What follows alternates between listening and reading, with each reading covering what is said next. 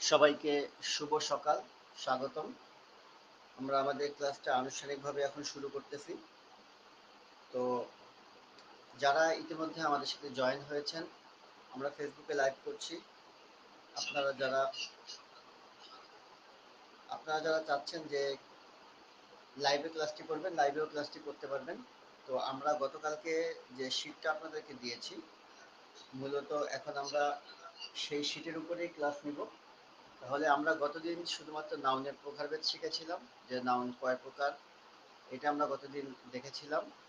তো আজকে আমরা এই নাউনের যে বাকি যে বিস্তারিতটা আছে সেটা আর কি দেখবো। তাহলে আজকে আমরা দেখবো কাউন্টেবল এবং আনকাউন্টেবল নাউন।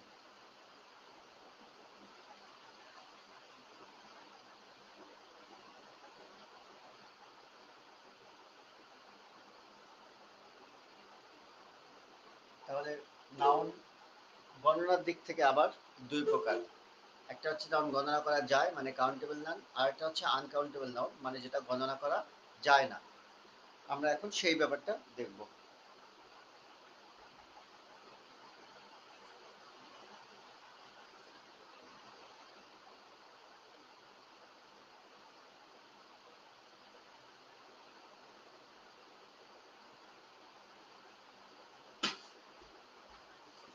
তাহলে সবাই আমরা পিসি দাসের বইটা বের করি এবং এর সাথে সাথে এই যে টোফেল যেটা আছে, ফিলিপসের টোফেল, ফিলিপসের টোফেলটাও আপনারা বের করে রাখবেন। এবং ব্যারন্সের যে টোফেলটা আছে, ব্যারন্সের টোফেল থেকেও কিন্তু এখানে খুবই গুরুত্বপূর্ণ। ব্যারন্সের টোফেলটাও আপনারা বের করবেন, আমরা সেখান থেকেও দেখাবো, সেখান থেকেও পড়াবো। তাহলে আমরা প্রথমে আমাদের আজকের যে লেকচারটা আছে পিসি দাস থেকে যেটা আছে, এটা এখন আমরা স্ক্রিনে দেখাবো। আমরা স্ক্রিন শেয়ার দিব। 2 মিনিট আপনাদের জন্য, 3 মিনিট সময় থাকবে। যারা একদম নতুন, গতকালকে শীটটা দেখেননি, তারা জাস্ট এই 3 মিনিট আমাদের শীটটা একটু পড়বেন, রিভিউ করবেন। আমি শীটটা দেখাবো স্ক্রিনে এখন। এরপরে আমরা ক্লাসটা শুরু করব। এবং আপনাকে আজকে যে সমস্যাগুলো শেখানো হবে, যেগুলো মানে আপনি জানবেন, আপনি এই ধরনের প্রশ্নের উত্তর দিতে পারবেন সেগুলো করলে। যেমন ধরেন, আমি কেউ আপনাকে প্রশ্ন করলো যে কি হয়েছে,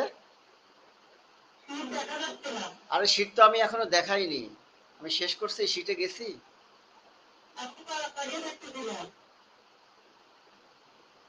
আচ্ছা, বাকি সবাই দেখতে পাচ্ছেন তো? আপনি আমার স্ক্রিন কোথায় সেটা খুঁজে বের করেন, হ্যাঁ?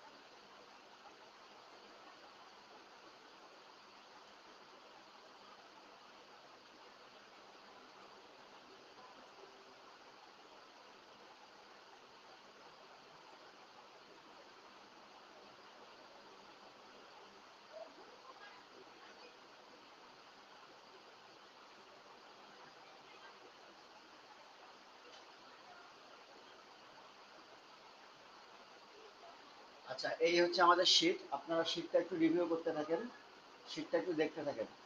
প্রত্যেকটা শীট 1-2 মিনিট করে আপনাদের সামনে রাখতেছি, আপনারা এটাকে একটু রিভিউ করেন।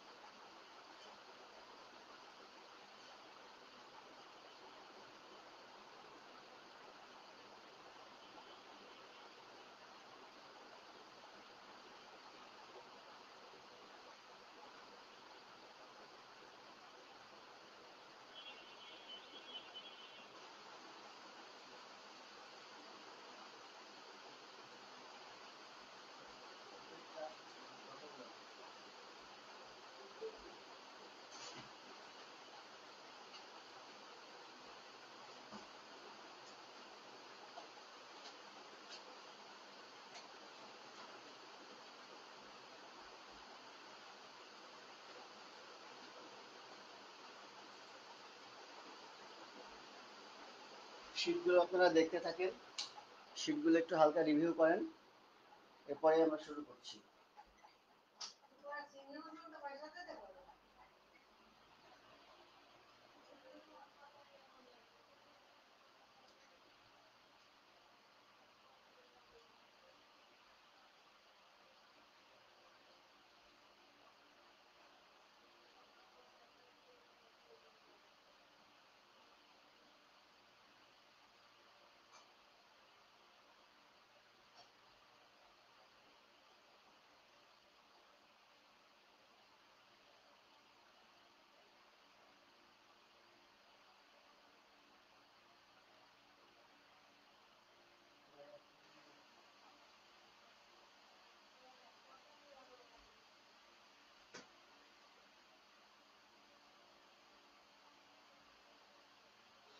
তো আপনারা দেখছেন আশা করি এটা, আমরা একটু এখন ক্লাসে ফিরে আসি।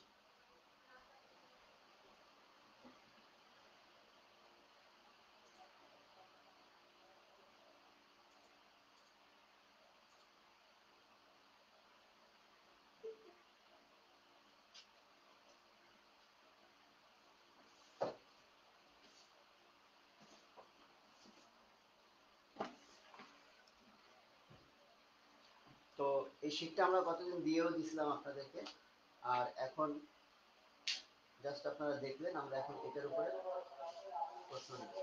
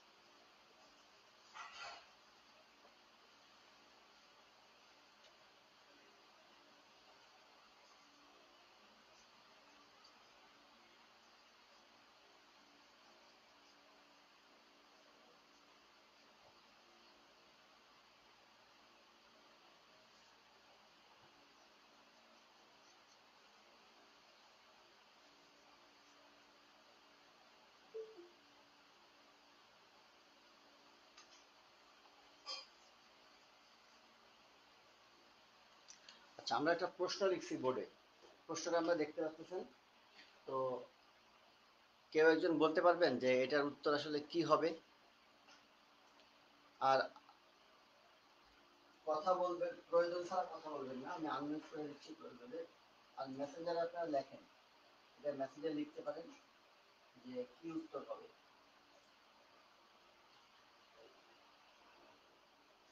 তো আপনাকে প্রশ্ন করা হচ্ছে, I would like dash information please.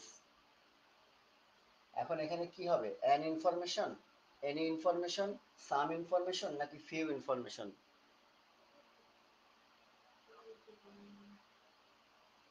কোনটা হতে পারে? ঠিক এই ধরনের প্রশ্ন আপনার পরীক্ষায় আসবে, আর এটা যেহেতু আসা প্রশ্ন, আপনার এই ধরনের প্রশ্নই আপনি পাবেন।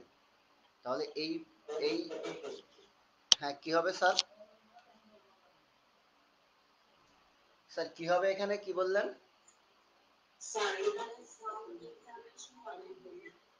সাম ইনফরমেশন কেন হবে? সাম কেন হবে?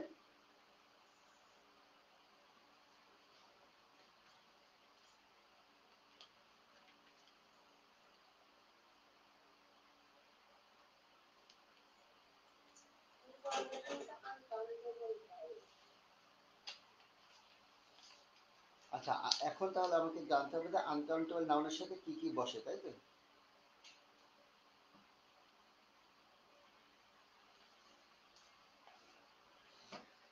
দেখেন, এই ইনফরমেশন নাউনের সাথে আমি যদি এখানে দিতাম, আরো একটা অপশন বানালাম, ধরেন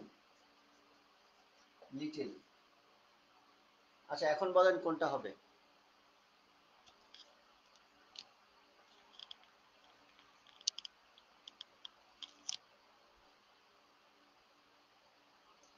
এখানে নতুন একটা অপশন বানালাম যে লিটিল, তাহলে আনকাউন্টেবল নাউনের সাথে লিটিল। হ্যাঁ, লিটিল হবে?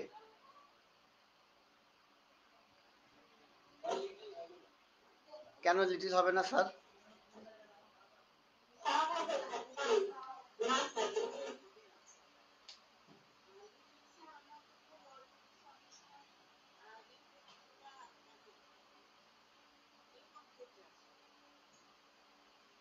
আচ্ছা, যাই হোক, এখন যে ক্লাসটা করব, এই যে সমস্যাগুলো তৈরি হচ্ছে আপনারা পারতেছেন, নিজের বিশ্বাসের উপর অটুট থাকবেন, নিজের জানার উপর অটুট থাকবেন। তারপরে কিছু জিনিস আমরা জাস্ট মডিফাই করব। এটা হচ্ছে আপনাদেরকে কিন্তু আমরা অ্যাডাল্ট লার্নিং করাচ্ছি, আর অ্যাডাল্ট লার্নিং এ কিন্তু একদম বাচ্চাদের মতন সবকিছু এরকম না যে ওই স্টুডেন্ট ওর পাশে কিছুই জানে না, আমি এর পাশ থেকে সব জানি, ওকে আজকে যা শিখাবো তাই শিখবে, ব্যাপারটা কিন্তু তা না। অ্যাডাল্ট লার্নিংটা হচ্ছে সে আগের থেকে এই সব কিছুই জানে, জাস্ট তাকে একটু মডিফাই করা হয়, তাকে একটু ইন্সপায়ারেশন দেওয়া হয়। তো এখন আমরা সেই সেই কাজটাই আপনাদের সামনে জাস্ট করব, যে জাস্ট কিছু ইন্সপায়ারেশন দেওয়া। এই ক্লাসটা হচ্ছে মূলত আপনাদেরকে, অ্যাডাল্ট লার্নিংটা হচ্ছে মূলত আপনাদেরকে কিছু ইনফরমেশন দেওয়া, এর বাইরে আসলে আর কিছুই নয়। তো ঠিক আছে,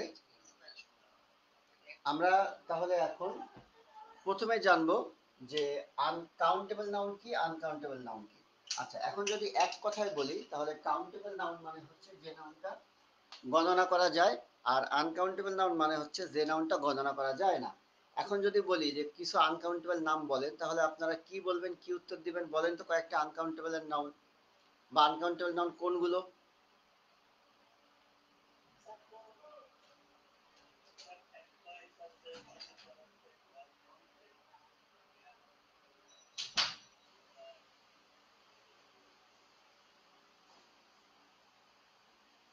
আচ্ছা, আর কেউ কিছু বলবেন?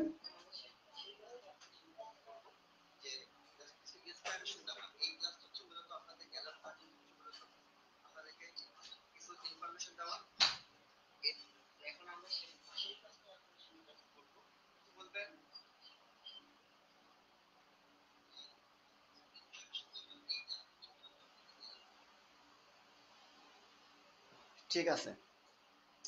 আচ্ছা, আমরা এইবার এই ধরনের একটা দুটো কথা না বলে আমরা এবার একটা গ্রুপ ধরে কথা বলবো, যে গ্রুপের মাধ্যমে আমরা সহজে আনকাউন্টেবল নাউনটা শিখতে পারবো।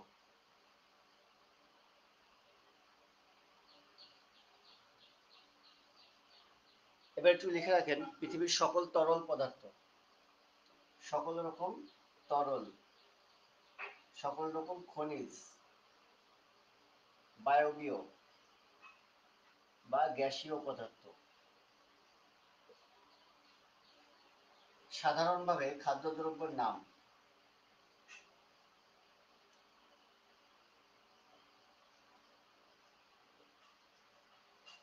সাধারণভাবে খাদ্যদ্রব্যের নাম, সাবজেক্ট বা পড়াশোনার বিষয়ের নাম,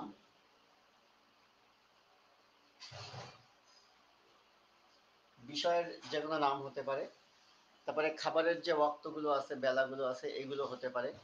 এই ধরনের বিষয়ের মধ্যে যেগুলো সাধারণত পড়বে, এই সব নাউনগুলো সাধারণত আনকাউন্টেবল নাউন হবে। তবে যারা আনকাউন্টেবল নাউন হয়, এই সমস্ত সকল নাউনকে আবার কাউন্টেবল হিসেবে ব্যবহার করা যায়। আমরা সেই পদ্ধতিটাও দেখব যে কিভাবে একটা আনকাউন্টেবল নাউনকে কাউন্টেবল হিসেবে ব্যবহার করা যায়, সেটাও দেখব। এখন এই ধরনের যে কথাগুলো বললাম, এইগুলো সাধারণত আনকাউন্টেবল নাউনের মধ্যে পড়ে। খেলাধুলার নাম এর সাথে যুক্ত করতে পারেন, খেলাধুলার নাম, খেলাধুলার নামটাও আনকাউন্টেবল নাম।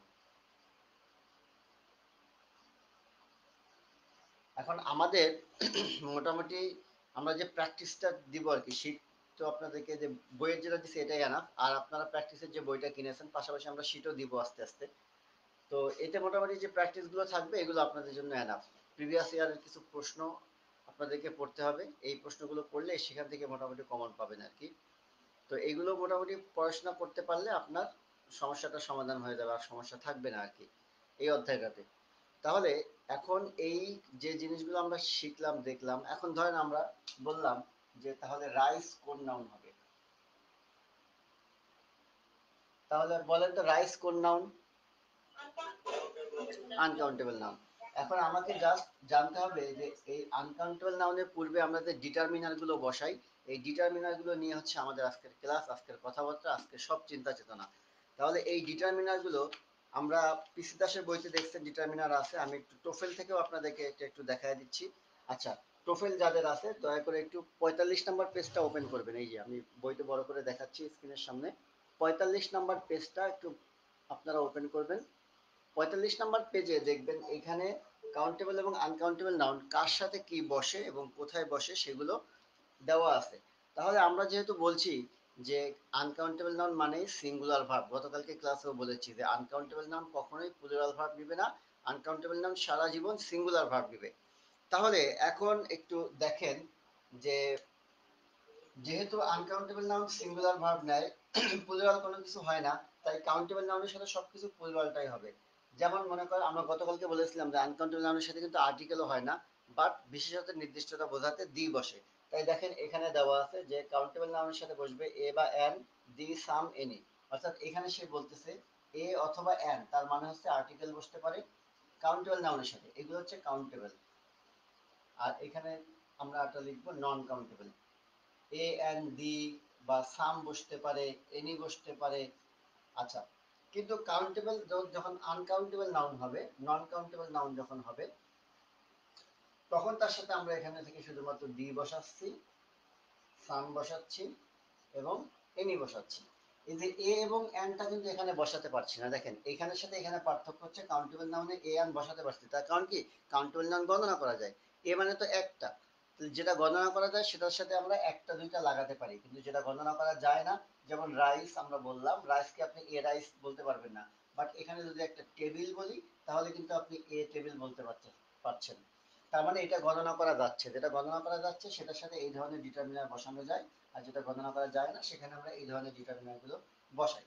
আবার দেখেন দিস, দ্যাট, দোজ, হ্যাঁ, অর্থাৎ বা দিস, এই ধরনের যে ডিটারমিনার গুলো আছে, অর্থাৎ এই যে ডেমনস্ট্রেটিভ প্রোনাউন যেগুলো আছে এগুলো সিঙ্গুলার প্লুরাল আমরা কাউন্টেবল নাউনের সাথে সবকিছুই বসাচ্ছি, সিঙ্গুলারটাও বসাচ্ছি প্লুরালটাও বসাচ্ছি, কিন্তু আনকাউন্টেবল নাউনের সাথে শুধুমাত্র সিঙ্গুলারটাই বসবে, দিস এবং দ্যাট। এখানে কিন্তু দোজ বা দিস আমরা বসাতে পারছি না, অর্থাৎ যেটা প্লুরাল আছে সেটা এখানে বসানো যাবে না, কিন্তু যেটা সিঙ্গুলার আছে সেটা কিন্তু আমরা এখানে বসাতে পারছি। আপনারা এই ইয়েগুলো আপনাদের মাইক্রোফোন গুলো অফ রাখেন, মাইক্রোফোন অন কেন, মাইক্রোফোন অফ করেন আপনাদের। আচ্ছা, এরপরে আপনারা বইয়ের দিকে আরেকটু তাকান, যাদের সবার বই থাকলে আমরা একটু দ্রুত আগাতে পারতাম, যেহেতু সবার বই নেই তাই একটু লিখে দিয়ে আমাকে সামনে আগাতে হচ্ছে আর কি। এরপর দেখেন 1 2 3, 1 2 3, মানে এই ধরনের সংখ্যাবাচক শব্দ। তাহলে এখন বলেন আমরা এখানে দেখতেছিলাম যে কাউন্টেবল নাউনের সাথে সংখ্যাবাচক শব্দ বসাতে পারছি, কিন্তু যখন আনকাউন্টেবল নাউন লিখছি তখন কি এই সংখ্যাবাচক শব্দ এখানে বসানো সম্ভব? আনকাউন্টেবল নাউনের আগে কি 1 2 3 এগুলো আমরা বসাতে পারবো? পারবো না। আনকাউন্টেবল নাউনে যেহেতু গণনাই করা যায় না, তাই তাদের পূর্বে 1 2 3, যেমন 1 টেবিল, 2 টেবিল, এগুলো 1 চেয়ার, 1 পেন এগুলো বলতে পারতেছেন, কিন্তু 1 রাইস, 2 রাইস, 1 মিল্ক এগুলো কিন্তু আমরা বলতে পারছি না, এই জন্য এখানে কোনো কিছু বসবে না। তারপরে দেখেন অনেক অর্থে, এটা মনে রাখবেন যে অনেক অর্থে, অনেকগুলি অর্থে আর কি, অনেকগুলি অর্থে কাউন্টেবলের নামের সাথে বসে হচ্ছে মেনি। কিন্তু এই জিনিসটাই যখন অনেকগুলি না হয়ে অনেক, আমরা আনকাউন্টেবল হলে আমরা বাংলার সাথে কিন্তু কখনোই সেটাকে আমরা টুকু বলি। আমরা জানি যে আমাদের, জানেন যে বচনের যে ক্লাসটা আছে কে টুক, টুকু, টুকুন, টু, হ্যাঁ, খানা, গাছাগাছি, এগুলো কোথায় কোন নাউনের সাথে বসে আমরা বাংলা ক্লাসে কিন্তু এগুলো বচনের সাথে আমরা ক্লাস করেছি এবং সামনে আবার ক্লাস করব। তো সেই জিনিসটাই আমরা বাংলায় এই যে গুলি, টুকু, এই কথাগুলো আমরা কোথায় ব্যবহার করি? তাহলে দেখেন যখন কাউন্টেবল নাউন বলি তখন আমরা গুলি শব্দটা ব্যবহার করি, যখন আনকাউন্টেবল ব্যবহার করি তখন আমরা টুকু শব্দটা ব্যবহার করি। তাহলে এখানে আমরা যখন অনেক গুলি বলবো অর্থাৎ কাউন্টেবল নাউন হবে তখন মেনি বসবে, ঠিক এর অপোজিটে যখন অনেক টুকু হবে আনকাউন্টেবল নাউন হবে তখন সেখানে মাস বসবে। আপনারা কথা বলতেছেন কেন, কিছু প্রশ্ন করলেন?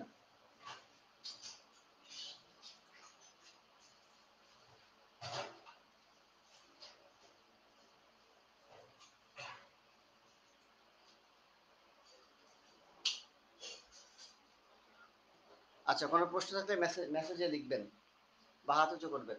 আচ্ছা, এরপরে আমরা অল্প অর্থে, এখানে দেখলাম অনেকগুলি অর্থে এখানে মেনি বসে, কিন্তু যেমন আপনি বলবেন যে আমার অনেকগুলো কলম আছে, অনেকগুলো টাকা দরকার, অনেকগুলো ফ্যান আছে, অনেকগুলো টেবিল আছে, কিন্তু আপনি কখনোই বলতে পারবেন না আমার অনেকগুলো দুধ আছে, অনেকগুলো পানি আছে, অনেকগুলো লবণ আছে। এটা কিন্তু কখনোই বলা যায় না, তার কারণ আনকাউন্টেবল নাউন হলে আমরা সেখানে টুকু শব্দটা ব্যবহার করি, আর যেখানে টুকু আসবে সেখানে মাছ আসবে বাংলায়, আর যেখানে গুলি আসবে গুলো আসবে সেখানে মেনি আসবে।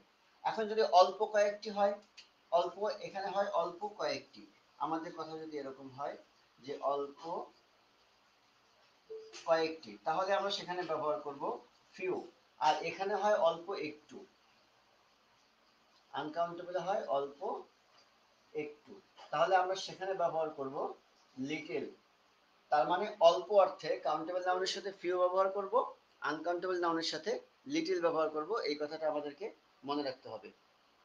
আচ্ছা, কাউন্টেবল হোক আনকাউন্টেবল নাউন হোক, অনেক যদি বলি শুধু অনেক, অনেক অর্থে এ লট অফ ব্যবহার করা হয়, এখানেও ঠিক তাই ব্যবহার করা হয়, এ লট অফ।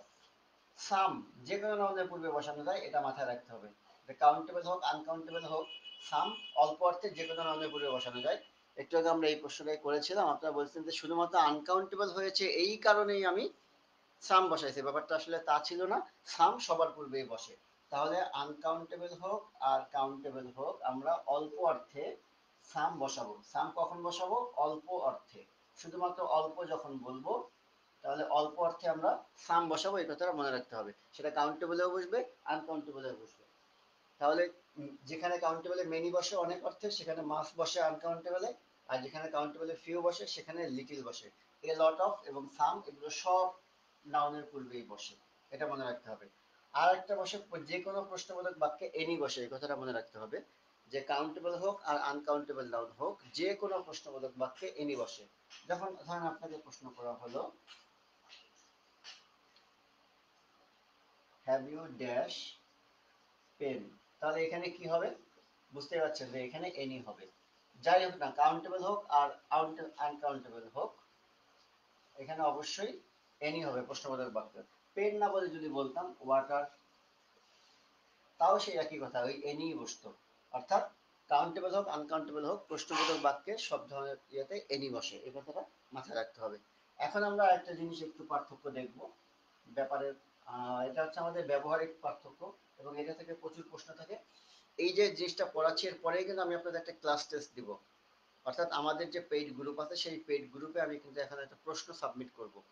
জাস্ট এই ইয়াটা হয়ে গেলে ক্লাসটা 10 মিনিট অফ থাকবে, আপনাদের ক্লাস টেস্ট থাকবে, আপনারা ক্লাস টেস্টটা দিবেন যে এইটা যে পড়ালাম আপনারা কালকে পর্যন্ত এই পর্যন্ত কি পড়লেন আমি সেটা দেখব। একটা ক্লাস টেস্ট দিয়ে দেবো গ্রুপে, একটা ছবি দেব, সবাই ওর নিচে উত্তর সাবমিট করবেন, ক্লাস টেস্টটা দিবেন আর কি। তাহলে এখন একটা জিনিস একটু ভেঙে দিব, তা হচ্ছে little, few, a little, a few, আর হচ্ছে বি লিটিল, বি ফিউ। আচ্ছা, এই জিনিসগুলো একটু দেখেন। লিটিল বা ফিউ এইগুলোকে সেমি নেগেটিভ ওয়ার্ড বলা হয়, এগুলো হচ্ছে সেমি নেগেটিভ ওয়ার্ড। ঠিক আছে, লিটিল বা ফিউ এগুলো হচ্ছে নেগেটিভ ওয়ার্ড, এবং এর ট্যাগও পজিটিভ হয়। এরা নেগেটিভ ওয়ার্ড বিধায় দেখতে পজিটিভ হলেও আসলে এগুলো সেমি নেগেটিভ বলে, এগুলো নেগেটিভ ওয়ার্ড, তাহলে এদের ট্যাগও পজিটিভ হয়। তাহলে লিটিল বা ফিউ এর মানে হচ্ছে নাই বললেই চলে, এই শহরে আমার কোনো বন্ধু নাই বললেই চলে। তার মানে এই শহরে আমার কোনো বন্ধু নাই, বা একদম নাই বললেই চলে, যা আছে এ আসলে কোনো বন্ধু না, ওরাও পিছন থেকে শত্রুতা করে।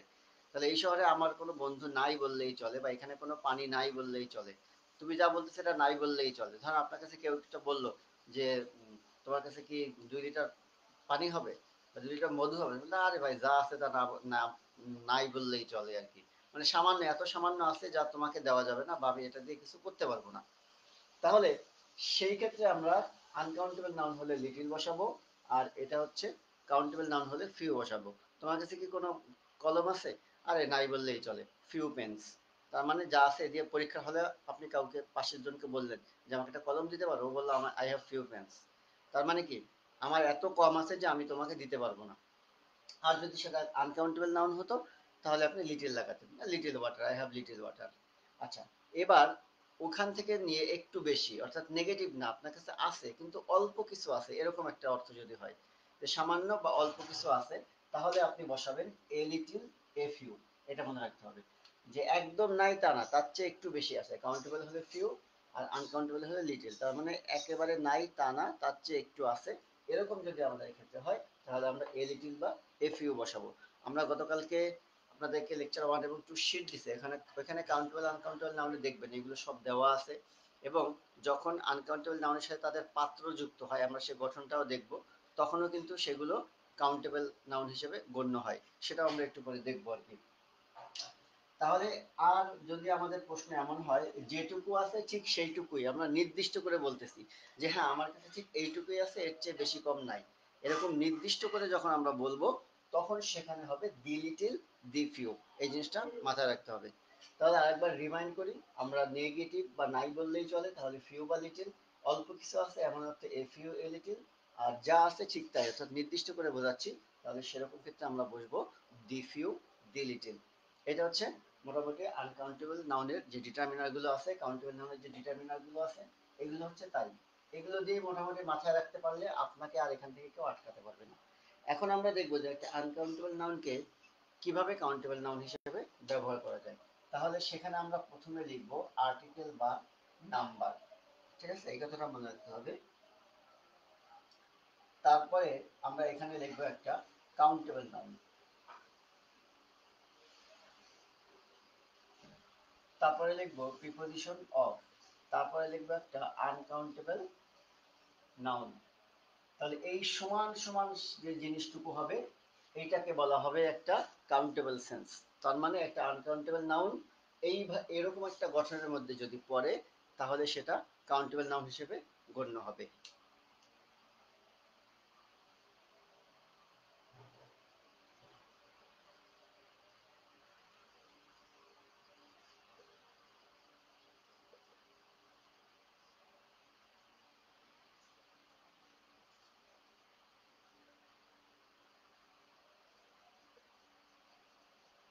আচ্ছা, তাহলে একটু এখানে বললাম যে এ বোতল of water dash enough for me, এখানে ভার্ব বসাতে হবে।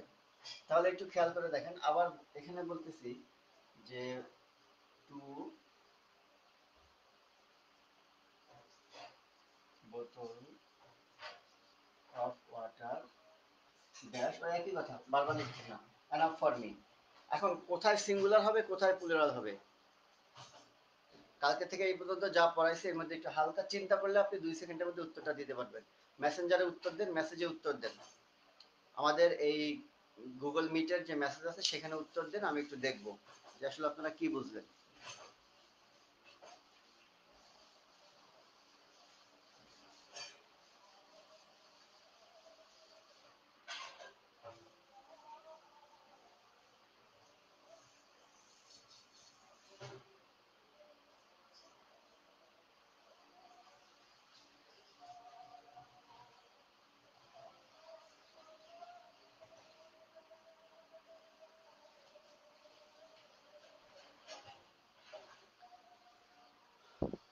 আমরা উত্তর পাচ্ছি, হ্যাঁ আপনারা উত্তর দিচ্ছেন।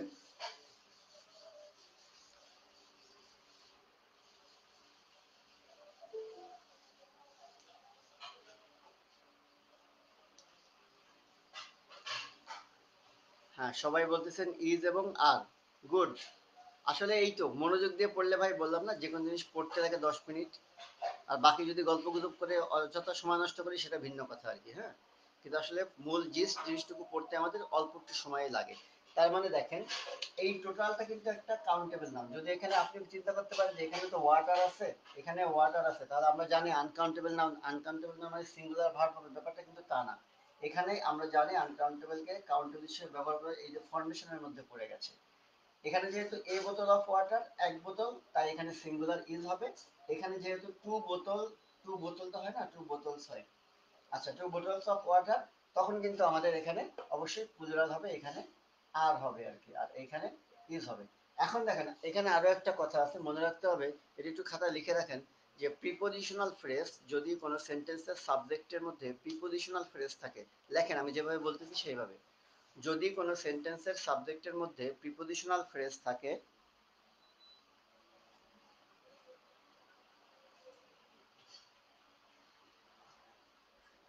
তাহলে আমরা বলছি যদি কোনো সেন্টেন্সের সাবজেক্টের মধ্যে প্রিপোজিশনাল ফ্রেজ থাকে তবে প্রিপোজিশনাল ফ্রেজের পূর্ববর্তী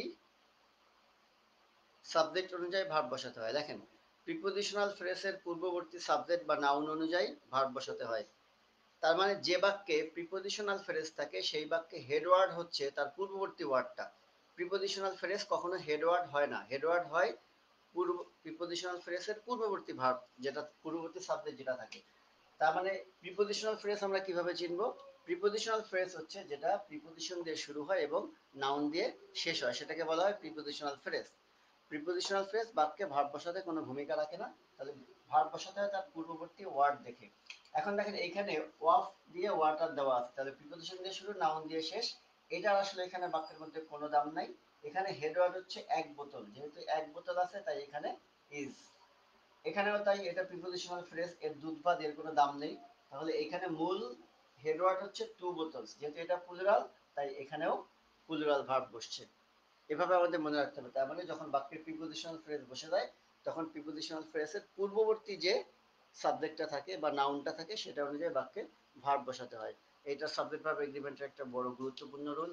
আর প্রশ্ন যেগুলো প্রিলির হবে তার 40% প্রশ্ন থাকে নাউন এবং প্রোনাউন থেকে, এবং নাউন এবং প্রোনাউনকে অনেকভাবে আপনাদের সামনে ঘোলায় দেওয়া যায়, অনেক কিছুর মধ্যে নিয়ে এটাকে আটকানো যায়। তবে আপনি যদি প্রত্যেকটা জায়গার বেসিক জানেন, প্রত্যেকটা জায়গার বেসিক বোঝেন, কোথায় কোন ওয়ার্ডটা বসতেছে, কোন ওয়ার্ডের পরে কোন ওয়ার্ড বসাতে হবে, এটা যদি আপনারা সুন্দর করে বোঝেন তাহলে এটা বসানো আপনাদের জন্য কোনো ব্যাপার না।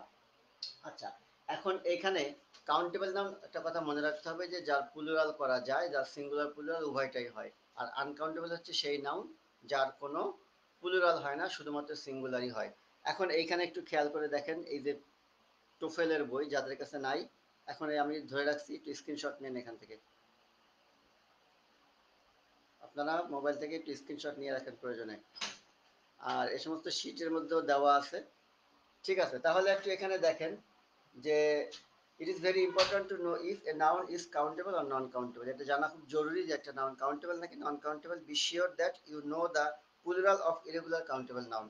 ইরেগুলার কাউন্টেবল নাউন তাদের প্লুরালটা জানা যায়। The following list contains some irregular countable noun that you should no.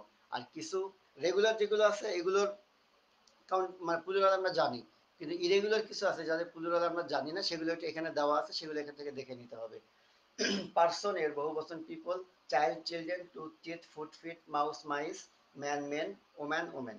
এখন দেখেন এইখানে মজার ব্যাপার হচ্ছে এই যে কিছু আনকাউন্টেবল নাউন দেওয়া আছে ভাই, এটা মুখস্থ করতে হবে।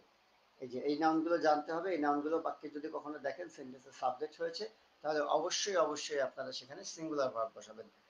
কি কি আছে দেখেন, স্যান্ড আমরা বলেছিলাম, ওই যে খনিজ পদার্থ বলেছিলাম, বালি তার মধ্যে পড়ে দেখেন। তারপরে সোপ, ফিজিক্স সাবজেক্টের নাম। সাবান, সাবানটা আনকাউন্টেবল নাউন। এখন বলতে পারেন আমি তো দোকানে যাই সাবান কিনি। আপনি দোকানে যাই একটা দুইটা সাবান কেনেন না, আপনি যে এক পিস দুই পিস সাবান কেনেন।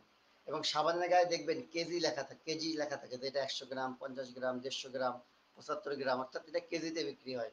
আর আনকাউন্টেবল নাউনগুলো সাধারণত কেজিতে। এটা কিন্তু মানে মনে করেন যে ইয়ের কথা না, পিওর খাঁটি কথা না। কারণ এই আমাদের দেশটা ভিন্ন। লাউ কোনো জায়গায় দেখবেন পিস হিসেবে বিক্রি করা হয়, কোনো জায়গায় দেখবেন সেটা কেজি হিসেবে বিক্রি করা হয়। কলা, কাঁচকলা হালি হিসেবে বিক্রি করা হয়, অর্থাৎ গণনা করে বিক্রি করা হচ্ছে। আবার কখনো কখনো সেই জিনিসটা কেজি হিসেবে বিক্রি হয়। তাই এলাকা ভেদে আবার এই জিনিসগুলো ভিন্ন হবে, তাই এগুলো বলা যায় না, যেহেতু এখানে সারা বাংলাদেশের মানুষজন আছেন। তার মানে আমাদেরকে এটা একটু বুঝে নিতে হবে যে কোন জিনিসগুলো কাউন্টেবল হচ্ছে আর কোন জিনিসগুলো হচ্ছে না। আমরা যে একটু আগে দেশে শিখেছি তরল পদার্থ, খনিজ পদার্থ, বায়বীয় পদার্থ, গ্যাসীয় পদার্থ, এই জিনিসগুলো দিয়ে আমরা একটু ব্যাপারটা বুঝে নিব। Sand, soap, physics, mathematics, news, mumps রোগের নাম, হ্যাঁ রোগের নাম আনকাউন্টেবল হয়। এয়ার, এটা একটা গ্যাস বা বায়বীয় পদার্থ বলেছিলাম। পলিটিক্স, তারপরে মেসেলস রোগের নাম, ইনফরমেশন আনকাউন্টেবল। মিট, হ্যাঁ, হোমওয়ার্ক, ফুড, ইকোনমিক্স সাবজেক্টের নাম, অ্যাডভার্টাইজিং, মানি, এই শব্দগুলো সবই আনকাউন্টেবল নাউন হয়। মানি কথাটা মনে রাখতে হবে যে মানি যদি আমাকে বলা হয়,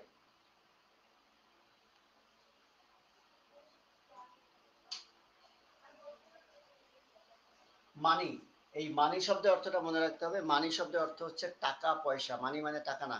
তো টাকা পয়সা মানে সম্পদ বোঝানো হয়, এটা একবারে বলা হয় যে তাই এটা গণনা করা যায় না।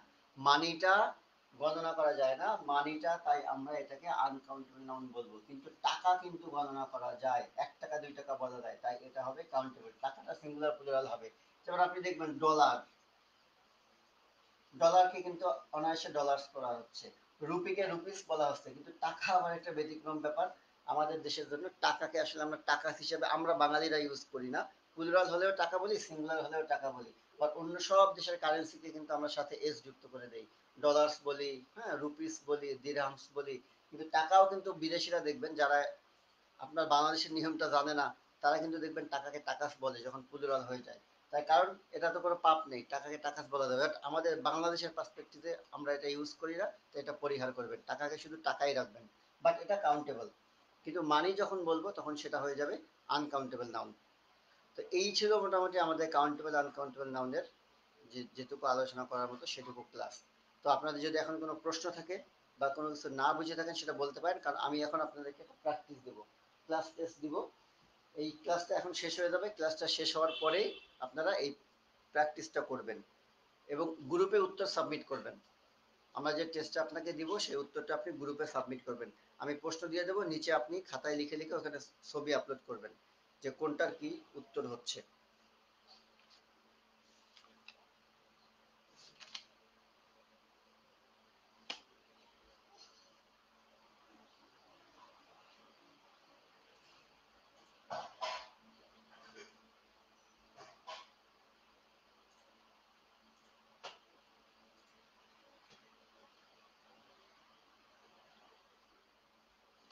আচ্ছা, এটার এখন প্রচুর প্র্যাকটিস করতে হবে, প্র্যাকটিস না করলে আর সলিউশন হবে না।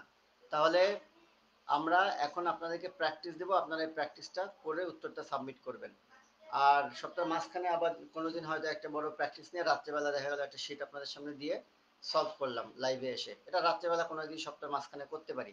আর এই সপ্তাহের মাঝেই আপনারা শিডিউল পেয়ে যাবেন, অর্থাৎ যে আমরা যে প্রিভিয়াস প্রশ্নগুলো নিব বলেছি সেই প্রশ্নের শিডিউল পাবেন। আর কোন এই আগামী শুক্রবারে এটিও প্রশ্নের ব্যাখ্যার ক্লাস হবে, ব্যাখ্যা, অর্থাৎ প্রিভিয়াস যে প্রশ্ন আছে 2015 সালে যে পরীক্ষাটা হয়েছিল সেই 15 সালের কোশ্চেনের। আচ্ছা, কোন কোন সালে পরীক্ষা হয়েছে এর আগে বলেন তো, প্রিভিয়াস? আপনাদেরকে আনমিউট করা আছে, এখন বলতে পারবেন, বলেন। পরীক্ষা কোন কোন সালে হয়েছিল এর পূর্বে?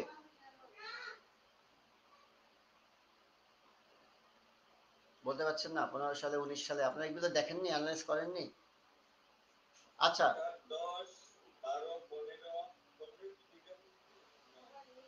হুম, আচ্ছা, আমরা এই যে 15 16 সালের যে প্রশ্নটা আছে, 16 সালের প্রশ্নটা আগামী শুক্রবারে অ্যানালাইজ করব। কি অ্যানালাইজ করব? প্রত্যেকটা প্রশ্ন ব্যাখ্যা করব, কেন হলো এটা, এবং কোন রুল থেকে আসলো, এবং এর নিয়মটা কি বা কোথা থেকে আসলো। 100 প্রশ্ন আছে, আমরা মোটামুটি যেগুলো যেগুলো ডাইরেক্ট মুখস্থ কিছু করার না এগুলো তো বলে দেবো যেটা মুখস্থ, কিন্তু যেটা গ্রামারের রুলের মধ্যে আসছে বা যে ম্যাথ যে নিয়মের মধ্যে আসছে সেটা আপনাকে দেখানো হবে যে এই ম্যাথটা এই নিয়মের মধ্যে আসছে বা এই ম্যাথটা পরীক্ষার হলে এইভাবে দ্রুত সলভ করে দেওয়া যেত। এই জিনিসটা আমরা আগামী শুক্রবারে দেখাবো। তার মানে আগামী শুক্রবারে আমরা 2016 সালের যে প্রশ্ন আছে এই প্রশ্নের টোটাল সলিউশন করব। এতে করলে কি হবে, আপনার টোটাল রুলগুলো একবার ঝালাই হয়ে যাবে এবং নিজের মাথার মধ্যে গেঁথে যাবে যে কোন কোন টপিকগুলো আমার বারবার পরীক্ষায় আসতেছে। আর শনিবার দিন আর একটা প্রশ্ন সলভ করব। আর এই সপ্তাহের মাঝে একদিন রাত্রেবেলা দেখি আপনাদেরকে একটা কাউন্টেবল আনকাউন্টেবল নাউনের পরীক্ষা নিয়ে নিব। সেটা হতে পারে বুধবার অথবা মঙ্গলবার, যে কোনো দিন একটা পরীক্ষা হতে পারে, জানাই দেবো, আপনারা প্রস্তুতি নিয়ে থাকবেন। বুধবারেই নেবো, আচ্ছা বলে দিচ্ছি, বুধবারেই নিব। বুধবার দিন রাত্রেবেলা 9:30টার সময় আপনারা কোশ্চেন পেয়ে যাবেন কাউন্টেবল এবং আনকাউন্টেবল নাউনের উপর। তাহলে যেহেতু ক্লাস করলেন, এই ক্লাসে একটা পরীক্ষা দিবেন, তাহলে ক্লাসটা পুরো পাকাপোক্ত হয়ে থাকলো। এই ক্লাসটা আপনি আরেকবার আপনার প্রয়োজন হবেই না, ব্যাপারটা এমন হয়ে যাবে যে আরেকবার দ্বিতীয়বার দরকার হবে না।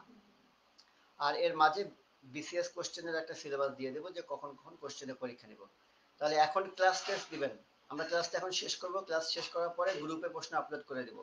তাহলে গ্রুপে প্রশ্ন আপলোড করে দিলে ওই প্রশ্নটা আপনি দেখবেন, মোবাইলে প্রশ্নটা বের করবেন, বের করে খাতায় 1 2 এরকম বা যা নাম্বার থাকুক, 10 12 থাকলে 10 থেকে শুরু হলে তাই নাম্বার দিবেন, না সঠিক উত্তর লিখবেন, একের ক, একের এ, 2 এর বি, এরকম 1 2 যা হয় উত্তরগুলো লিখবেন, লিখে কমেন্টসে আপনারা এটা সাবমিট করবেন।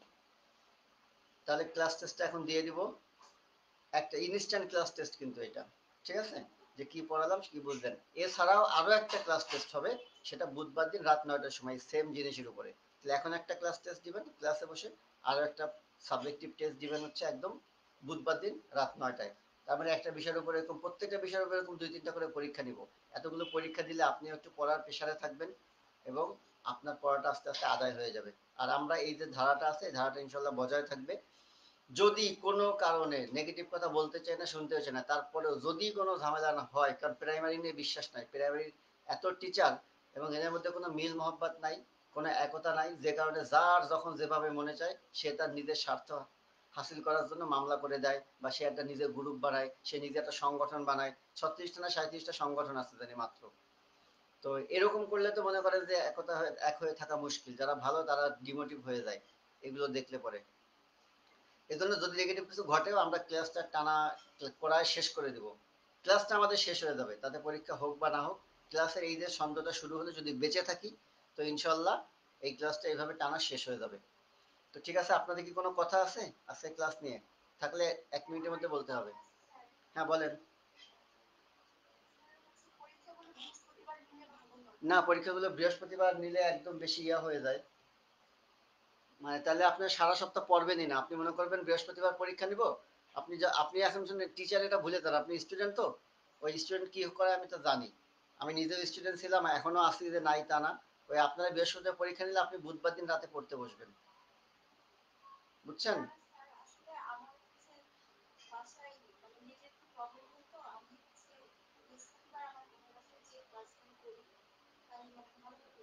আচ্ছা ঠিক আছে, আপনি পরীক্ষা কোশ্চেন দেওয়া থাকবে আপনারটা, আপনি বৃহস্পতিবার সাবমিট করেন, কোনো সমস্যা নেই। কিন্তু পরীক্ষাটা হবে বুধবারে। কারণ বৃহস্পতিবার কেন হবে না, নিতে পারবো না বলে দিচ্ছি। এরপরে আমি সাধারণ জ্ঞানের পরীক্ষা নিব, সাম্প্রতিক সাধারণ জ্ঞান, সেটার জন্য আমাকে একটা দিন বরাদ্দ রাখতে হবে সপ্তাহের মাঝখানে। আচ্ছা, এরপরে বিসিএস পোস্ট প্রিভিয়াস পোস্টের পরীক্ষা নিব, সেটার জন্য একটা দিন বরাদ্দ রাখতে হবে। তার মানে বুঝতেছেন, সপ্তাহে 3-4 দিনে আপনার পরীক্ষা থাকবে। এই জন্য সব পরীক্ষা নিয়ে তো আমাদের বৃহস্পতিবার ফেলানো যাবে না, কোনো কোনো পরীক্ষা আগে পরে নিতে হবে, বুঝছেন কথাটা? আর একদিনে তো 3-4টা পরীক্ষা দেওয়া যাবে না। ধরেন একদিন ক্লাস টেস্ট দিলেন, একদিন সাম্প্রতিক সাধারণ জ্ঞানের পরীক্ষা দিলেন, আরেকদিন বিসিএস দিলেন, তাও দেখেন সপ্তাহ মাঝখানে 3 দিন আপনার পরীক্ষা থেকে যাচ্ছে, 3 দিন হয়ে যাচ্ছে, বুঝছেন? এটা আপনাকে দিতে হবে এই দিনটা আর কি। আস্তে আস্তে অভ্যস্ত করাবো, আমি একবারে সব চাপাই দিচ্ছি না। এই যে আস্তে আস্তে করে আজকে এই সবগুলোই আস্তে আস্তে অভ্যস্ত করে ফেলবো আর কি।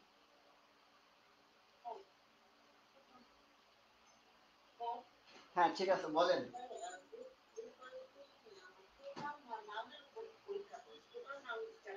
হ্যাঁ, টোটাল নাউন চ্যাপ্টারের উপরে পরীক্ষা নিব। আচ্ছা,